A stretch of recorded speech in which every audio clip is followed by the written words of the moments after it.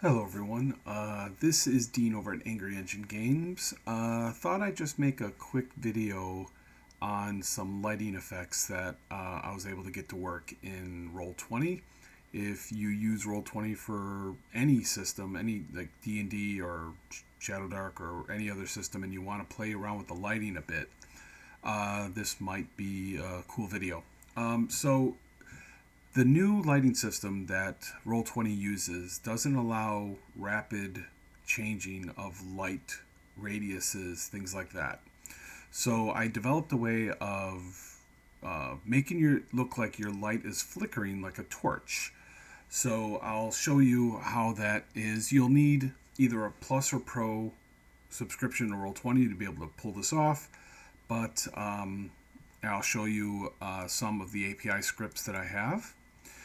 The ones you're going to need is token mod, which is a very common one that allows you to make changes to tokens pretty easily. You will need carry tokens that allows one token to ride the back of another. So when you move the parent, it will follow along.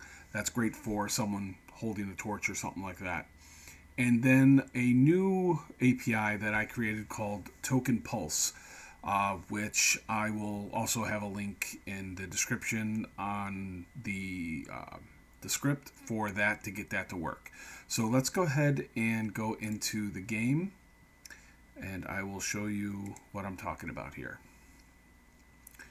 All right.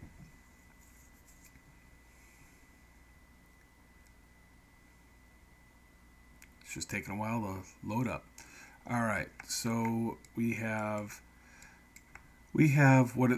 what looks like to be a character here with this is what they would see with a normal torch. That's okay. I mean, it lights up the area. You can see 15 feet close by, 15 feet a little dim, and if you want, you can use little markers like these to represent if it's a torch or if it's a lantern, or even if you wanted to, you could sit there and say it's a spell, whatever you want to do with that. So you can do that if you'd like to show that he's carrying a torch. So I use them to distinguish the differences between torches, lanterns, and spell effects. So yeah, like I said, you can see by looking at it, it's not that exciting.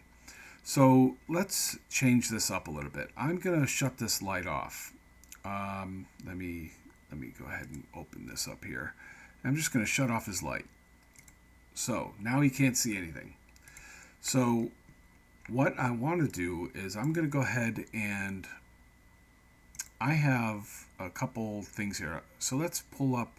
I have an invisible token. It's basically just a token that is totally transparent. There's nothing there. So if you move it over somebody, you can't see it.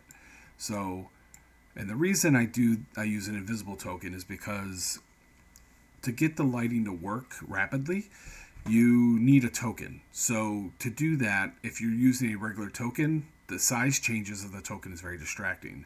So you want something that you won't even notice is there. So let's give this light first of all. So let's hit, it's now got light. So this invisible token now has light, right? So it moves around. I mean, when you move it around, the light moves around with it. So that's fine, right? But we want to make it pulse like it is a torch. So what we're going to do is I'm just going to hold over here. I have this just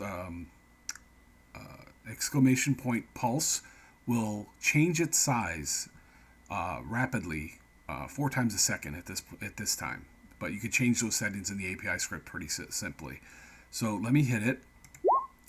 Now you notice that it's changing sizes. So let's go ahead and see what this guy sees now. So you'll see that the torch now looks like it's pulsing a little bit, showing that maybe a little bit of a flicker effect. So with that being said, if you move this guy around, that light doesn't move. So what we want to do now is we want to carry that on our backs. So what we do is we go to here, and with the carry API script, you can hit carry. It will then pull up a menu. So we want to carry it below. So we carry it below, and you have to remember where this thing is. Since it's invisible, when you see that little plus icon, that is where the token is. So it's easy to set it next to somebody. And then now if I click it, now you see that the token selection went around that token again. So that means it's now being carried by me. So when you move this guy, now that torch will go wherever he goes. And it's behind him. So if you could see both of them. You can kind of see it in there, right? But it's behind him. So it's pulsing and changing in size, but it's not affecting it's not distracting you. So if you want, you could sit there and just click on that token and give them, okay, he has a torch. So there we go. So at this point now, whenever he moves, hold on. What happened?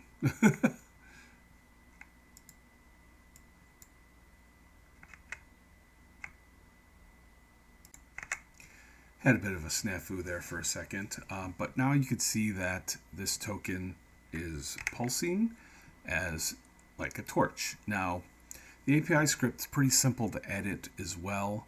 Let me show you that. We'll go back to the main thing here and just go into the settings, API script, go to token pulse. So on token pulse near the bottom, you will see, let me zoom in here. You see this 250 on line number 78. That tells you how many milliseconds it will change. So at 250, there's 1,000 milliseconds in a second. So at 250, it'll change 4 times. At 500, it'll change twice. So you can change that setting really simply right here.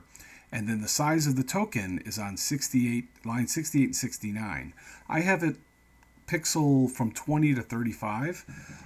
You can change that and make it a larger range. So you can go 16 by 38, so it'll go a bigger amount of change, or you can make it smaller. So that being said, you can change the rapidness of the torch flicker and the size of the token. And if you want, you could always just change the amount of light that is in there. I'm going to show you also on Token Mod how to use some macros, real simple macros, and I'll include them in a document in the description. That way you can pull them up. But let's pull up some. Let's pull up the macros here. So let's go to light. All right, so I have light of a torch. So if you see this, you can see that the token mod is basically calling the light. It's basically going to edit the token. It's going to set its emitting light to a certain number. And right now the torch is set to 15 and then 15 with a 360 degree angle around them. I also have it set up to set the dim light opacity a little lower than the default, because I think it's more atmospheric when the torch isn't showing everything on the edges of the torch. And this last line here actually just changes the token marker. This half haze is actually this little torch thing. So if I wanted to, I could sit there and hit it, and it's no longer flickering because I overrid the thing with this token. So, but to give you an idea, that's how you would change it up. Now you could do that with lanterns as well. The lanterns just has a bigger radius. It's 30 and 30. And it uses the overdrive marker to use on that. And then if you want, you could always turn it all off by hitting this one and just go, oop, and let me do this.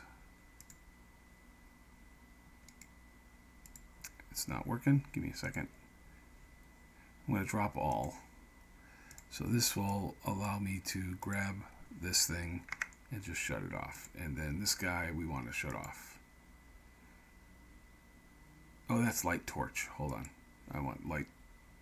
I was pulling the wrong macro. Light off. There we go. That's why it wasn't working. Okay, so these macros are pretty simple. They just basically tell the token mod to make changes to that token. So if you can see here, light off is this one. If we pull up light torch, you can see it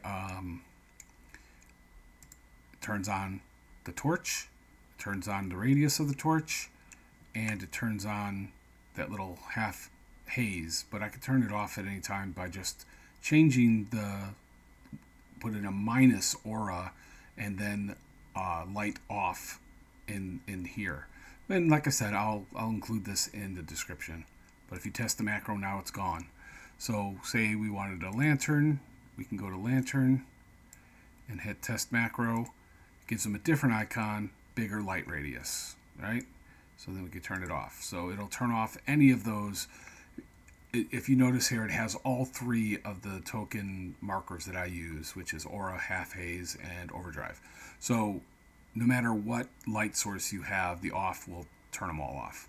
So that's one way of doing this, and I think it's a pretty neat way of getting your tokens to make it look like they are actually burning, like flickering like a torch.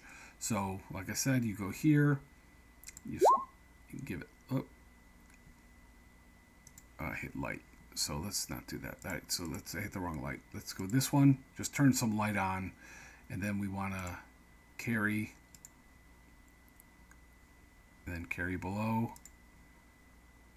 Actually, sorry. Let's cancel that. Let's go back to this token. We want to pulse it first because that'll make it easier to find. All right, now we go to carry below. So now it will move with us.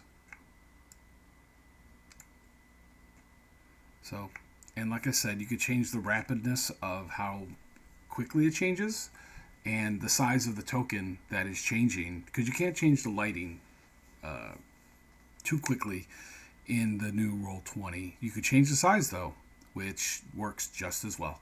So that's pretty much it. If anyone likes this,